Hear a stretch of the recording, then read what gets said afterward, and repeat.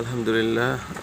গতকালকে যে ডিমগুলো থেকে বাচ্চা ফুটতেছিল না, খুব দুশ্চিন্তায় ছিলাম আসলে বাচ্চাগুলো থেকে ডিমগুলো থেকে বাচ্চা ফুটবে কি না। দেখ, অবশেষে বাচ্চাগুলো ফুটতেছে, আর বেশি একটা ডিম বাকি নাই, অল্প কয়েকটা ডিম বাকি আছে ফুটার জন্য। যাক, আলহামদুলিল্লাহ, আল্লাহর কাছে অনেক শুকরিয়া, ডিমগুলো সবগুলো ফুটতেছে।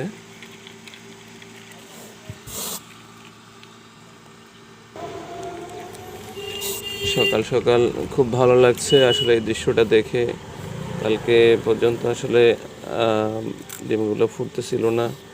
অবশ্য আমাদের এই বেসে সময়ও অনেক কম লেগেছে, বা আমরা আসলে বুঝতে পারি না ডেটটা। আমরা একটা বিভ্রান্তির মধ্যে ছিলাম।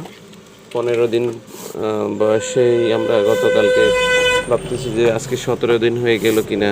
তো হিসাব করে দেখলাম যে না, আমাদের ভুল ছিল হিসাবে, গতকালকে 15 দিন ছিল। তো যেহেতু আমাদের পূর্বে বেস 15 দিনে ফুটছে, ঠিক আছে, এখন পরবর্তী বেসগুলা 16-17 দিন গড়িয়েছে। সেই হিসেবে এই আজকে 16 দিনের মধ্যে ডিমগুলো পরিপূর্ণভাবে ফোটার কথা। যেহেতু ইতিমধ্যে অনেকগুলো ডিমই ফুটে গেছে, আর বেশি একটা ডিম বাকিও নাই ফোটার জন্য।